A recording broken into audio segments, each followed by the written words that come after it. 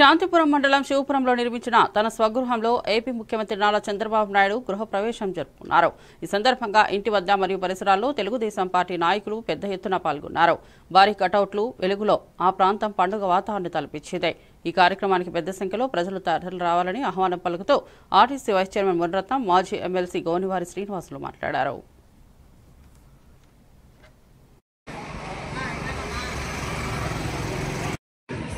అందరికీ నమస్కారాలు. జాతీయ తెలుగుదేశం పార్టీ అధ్యక్షులు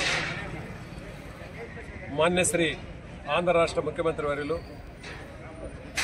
అదేవిధంగా ఈరోజు ప్రపంచ చరిత్రలోనే ఒక రాష్ట్ర ముఖ్యమంత్రిగా ఉన్నటువంటి వ్యక్తి, అతని పేరు ప్రపంచ దేశాల్లో కూడా చెప్పుకునేటువంటి వ్యక్తి నారా చంద్రబాబు నాయుడు గారు.